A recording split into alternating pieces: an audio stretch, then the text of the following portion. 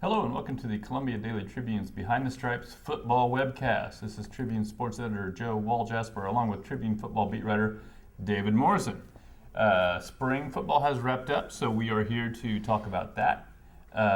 Missouri holds a spring game on Saturday. I think maybe the threat of rain kept some people away. The announced crowd was 30,000, which seemed rather inflated. On the high end. So it wasn't 99,000, but a decent crowd when you consider that I think everyone expected to get poured on. Yeah. In the end, well, we wouldn't talk about the score because it doesn't matter. But I think maybe the biggest takeaway from, or maybe the biggest storyline going into spring was offensively at least, how are they going to deal with basically a completely untested, unproven receiving core? Will anyone step up and assert themselves in that race? So, first topic, did anyone amongst that receiver core sort of take control and give the impression they could be like a number one receiver next year? Not really. I guess we can end the webcast here. I'm just kidding. But none of them showed a really consistent ability to, one, be able to get open against the team's cornerbacks, and two, once they get open, catch everything that came their way. I mean, not only were there tight windows to throw through all spring for Maty Mauk and company, but there were a lot of drops once it got to the destination. I feel like Maty Mauk came on pretty strong, actually, in the last couple scrimmages. He got open downfield against the second team defense and caught a 50-yard touchdown pass at the end of the Tuesday scrimmage before the spring game. And then in the spring game, he kind of did a Dorial Green Beckham almost, going up over John Gibson in the corner of the end zone to catch that while being interfered with for a 3-yard touchdown. And I think that shows things you can build on. It shows getting downfield and being able to take the top off on the defense, and also shows going up and competing for balls in the air. But again, those were just kind of intermittent sparks. They weren't things where every scrimmage he's getting open for a 10 or 15-yard gain every other series or anything like that. And there really wasn't any of that. There were just kind of those little fits and starts and flits of accuracy and things like that, productivity and things like that. I think Deshaun Blair did some things that you can build on over the last couple scrimmages. He and Eddie Prince in particular seemed to have a pretty good connection, especially on kind of a 20-yard back shoulder throw that they hooked up on over Arion Penton, who obviously is one of the starting corners during the spring game. I also think Jason Reese kind of improved his stock during the spring, and you never want to see a starter go down if you're a teammate, but I feel like Sean Colkin missing most of the spring kind of helped Jason Reese because he got to work with the ones a lot. And it seemed like him and Maty Mauk, got a little bit more chemistry going towards the end to where he could find those holes in the zone that maybe some of the receivers weren't finding and get downfield for 10 and 12-yard gains. So, on the whole, I don't feel like somebody came out of the spring as the go-to guy. He's going to be the 77-catch, 1,003-yard Bud Sasser guy like last year. But I feel like maybe guys like Jamon Moore and Deshaun Blair and Jason Reese kind of showed they could be at certain times. I think I remember after the first preseason practice last year, Gary Pinkel kind of going out of his way to talk about how he thought Jamon Moore was really a guy that had done some great things in the offseason, was going to kind of take off, and then it never really happened. I think he had a couple catches, but maybe he was more famous for the one he dropped than anything he caught. Right. But he at least looks the part. And I don't always put a ton of stock in spring practice because it is hard to look good on offense in the spring. So I got to figure that someone out there is going to be a guy who catches 40 passes maybe. Someone has to. So he would be one guy. Blair, like you mentioned, if you just watch the spring game, which most of you probably did, it looked a lot better in the black and gold game than it did in those previous scrimmages. Yes. A lot better. So if you just watch that and you're like, what was all the complaints about? It didn't look that bad. Well, it kind of did look worse before, but there weren't 7 interceptions. Yeah, there weren't as many drops, so they did show a little progress there. Also, I would agree with you on Reese. There was a couple other guys I thought maybe, or at least one of them that showed some flashes, and albeit with the third string, and that was Wingo, who was a true freshman that came in at the semester, and I thought that he started out as a cornerback, and just for playing that short period of time, looked like he knew what he was doing. And he gives them something, which is some top-end speed, which I know, assuming he's staying at wide receiver, could be beneficial. So there's that, and then one of the guys that too they kind of expected to be good gets hurt on the first day of practice, and that's Nate Brown. So he's a guy that's going to probably be back and figure in the mix, and then you've got true freshmen. So hopefully out of that pile, Missouri is thinking that at least they'll get some sorts of ones. You tend to think, at least I used to, that wide receivers, whatever, someone will do it, and if you're going to have a weak spot, that's a good one to have. And then there was a couple games last year where Missouri were missing its best wide receivers, and I sort of started to change my way of thinking. Like the South Carolina game, it was like, this is getting hopeless because they don't have anybody that can get open. So you would hate to imagine a whole season like the South Carolina game. The passing game would be kind of troublesome. Set football back 40 or 50 years. Right? Yeah. Maty Mauk came into the spring I never really thought he was fat in the first place, but he had lost quite a bit of weight. And to watch him, I know it's just touch football as far as the quarterback's concerned, he did look pretty elusive in the open field. He was making some guys look bad. So as a runner, he did look better. I mean, I don't know that he's going to, when you lose weight, when you're not very big in the first place, taking the hits might be problematic, but he did look nifty as a runner. Passing-wise, I don't know. I guess I didn't see, I know Andy Hill talked about some of the improvements he thought he didn't, to the naked eye, it wasn't totally apparent to me. Yeah, I would agree. He looks trimmer and he looks fleeter in the open field now than he did last year. And just kind of, I feel like it opens the possibility for more read option this year than there was last year. I mean, last year they gave the read option look a lot, but basically 99.5% of the time it was just going to be a give. They did the whole you take it, no, I'll take it, but every time it was Maty Mauk handing it off. I feel like Josh Henson's more comfortable with him in that this year to where he can actually keep a little bit more this time around. And I also feel like Josh Henson's more comfortable in his backups to where he would feel more comfortable running Maty Mauk a little bit more than he was last year. So I think he's going to get more opportunities to have design runs this year than he did last year. And then, one of the best parts of his game has always been improvising on the scramble. Well, I should say best and worst. One of the best and worst parts of his game has been improvising on the scramble. It's worst when he's running back 20 yards and circling and doing all this sort of thing and intentional grounding, and it's best when he's getting out into the open field and making people miss, like you were saying. And he said he's worked a lot on stepping up into the pocket rather than stepping back, left, right, around, and you still see some of the pirouettes. I mean, you still see some of the spins when they don't really need to be in there at all. But I do feel like he's improved in that capacity. I feel like he's keeping his eyes downfield and he's stepping up more than, I don't know, just kind of panicking and treading water and things like that.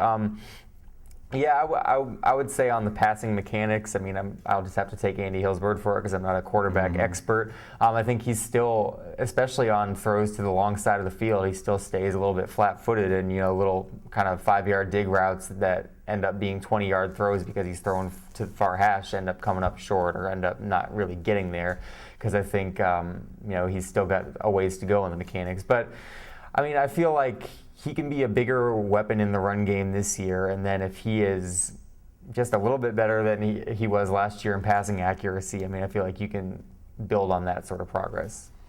I'm not so sure they're going to use him anymore in the running game just because I'm not so sure how much they have faith in the other guys. I think they do feel better probably about Eddie Prince just because he's got another year under his belt. I don't know, just from watching, do you think he's a guy that if Maty Mauk goes down, he steps in and there's not a lot of drop-off?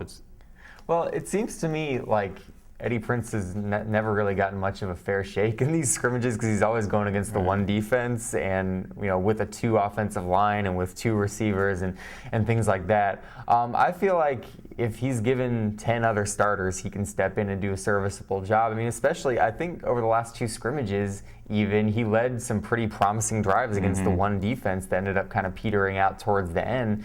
But I feel like he can be a serviceable option at quarterback. I don't know that he's going to go in and throw for 350 yards or anything like that, but I think with a run-heavy plan, which Missouri could be, or which I feel like they should be this year, kind of given what they have right now, I feel like he can be a good, to use a naughty word, game manager if Maty Mauk goes down and he's able to go in there. And Josh Henson has expressed that he's a lot more confident in Eddie now than he was at this point last year, which is just natural. Like you said, he's got a whole nother year of learning the system and things like that. So, yeah, I mean, I get the sense that they would be comfortable with Eddie Prince stepping in, and I don't think it would be a huge drop off. I mean, you're obviously sacrificing some in the making plays with his legs venue, but other than that, I think he can complete the passes that Maty Mauk does.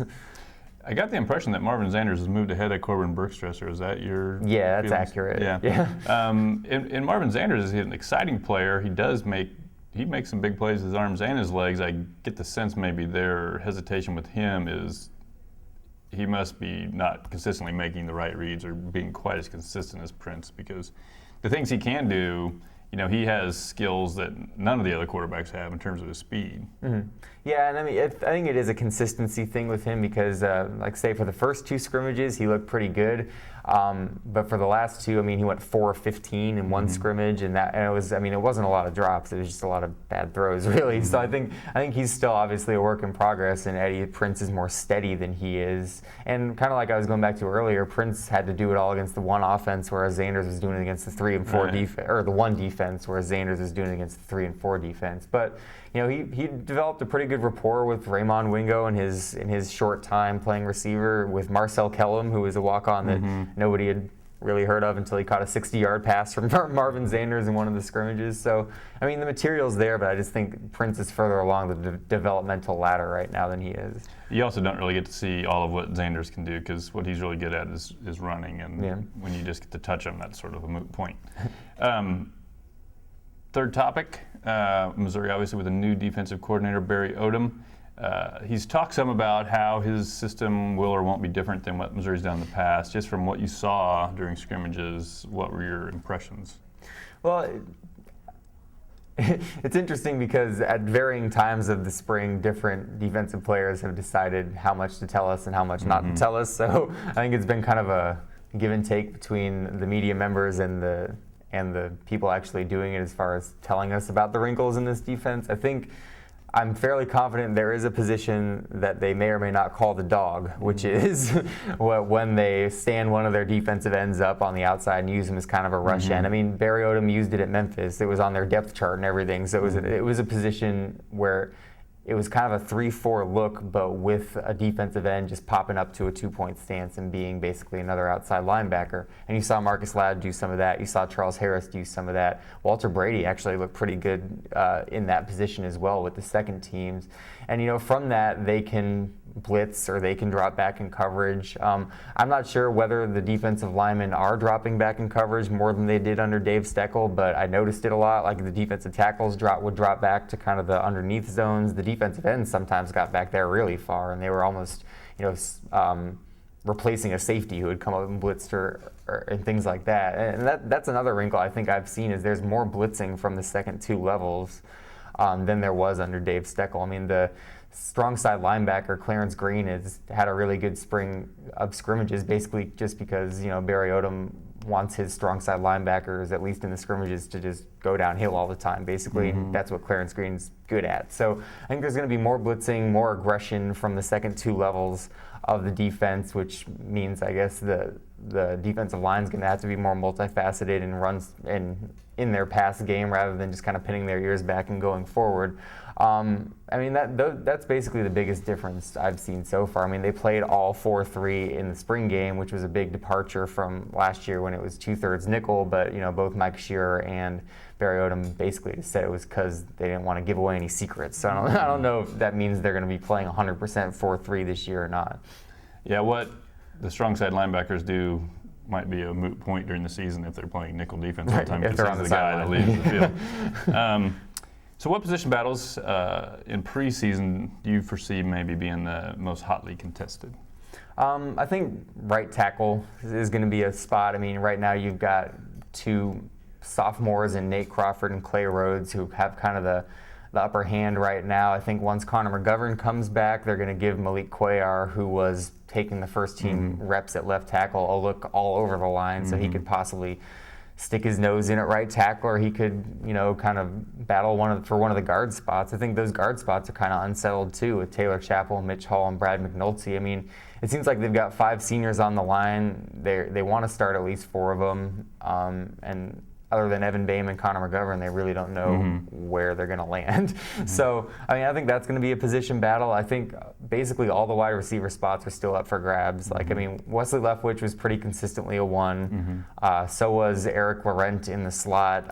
But then when Nate Brown came back in a limited capacity, he was kind of doing drills with the 1s, even though he wasn't practicing with them because he's still coming back from that knee injury.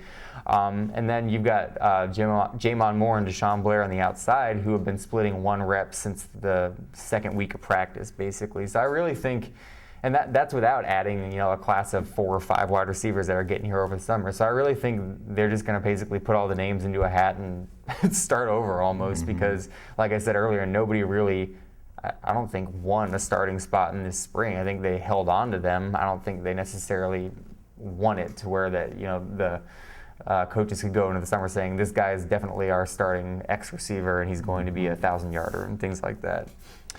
Then on the defensive side of the ball, I would guess that if Terry Beckner is all that he was cracked up to be, he's a guy that would compete. I know obviously Harold Brantley is a solid number 1. And I think is a guy that has a chance to be an all-SEC player this year. But the other one is up for grabs. I think people maybe going in the spring assumed Josh Augusta would be kind of a guy that was anchored in there, but then he got supplanted by Ricky Hatley. Right. So if Beckner is going to be a defensive tackle, I think he might hop in there in that mix and compete.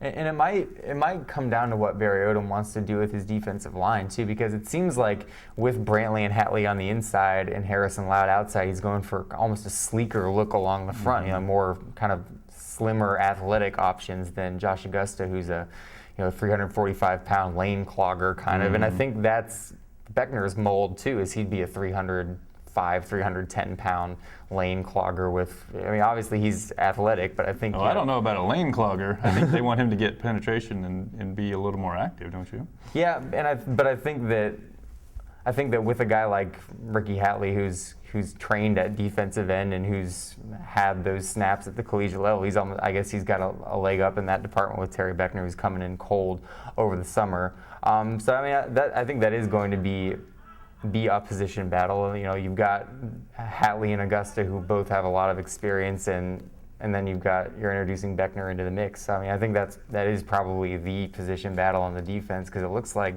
most of the other spots are pretty well settled, except one of the safety spots. I think Cortland Browning and Anthony Sherrills are kind of neck and neck there, but other than that, the defense looks pretty well settled to me. It seems like a really solid defense. I think when you get 2, really smart, dependable linebackers, that helps. I think the quarterbacks are pretty solid too, those guys. But I think the one thing you're waiting to see is, okay, then who are kind of the difference makers? Who are the guys that can be like Shane Ray and Marcus Golden were last year? And I don't know if they have anybody, but Brantley is probably the closest thing they have to it, I would say. Yeah, and I think Harris and Loud both showed pretty well during the spring too. Especially Charles Harris, a little more consistently than Marcus Loud, but Marcus Loud was able to get back there into the backfield too. And I feel like both Shearer and Brothers at linebacker can be difference makers as well. The linebackers really haven't been forced to be difference makers in the Missouri defenses over the past couple of years just because they had so many on the defensive line. But I feel like, if they're called upon, they can be as well just by being in position a lot and being kind of sure tacklers. And then hop back to the offense just for a moment. The other issue that they have really is, other than Russell Hansbrough, their depth in the spring at running back was kind of non-existent. So they got a whole bunch of guys coming in. They got Ish Witter, who played a little bit last year, but it seemed like he was taking knockout blows every time, every practice, every game. So that poor guy. But then you got a whole bunch of other guys coming in. So I think they're probably going to want to use 3 guys. So who amongst the whole crowd they're bringing in can get in the rotation there? Yeah, that is a big question, because you've got Trevon Walters coming back from an ACL. Gary Pinkel says they optimistically would want him back by the middle of September. I'm not sure how realistic that timetable is. For a position like running back. Right. You've got Morgan Stewart and his mystery hip, who they want to have him back by June. But again, last week he was day by day for 3 months before they finally shut him down. So we don't know how well his hip is right now. You got Tyler Hunt, who could be a guy who could come in and get a carry here and there, to spell Ishwitter and Russell Hansborough. And then they've got people coming over the summer like Chase Abington from junior college who, already used his redshirt year, so it's basically he's got to go. Once he gets here, he's got to get on that field. Ryan Williams from Lee's Summit West. They have Marquise Doherty, who could possibly play running back, even though I think they want to give him a look at safety as well. So it's going to be kind of like wide receiver in that there's a whole bunch of options, but none of them really proven. And I guess that's what fall camp is for, to see who kind of differentiates themselves.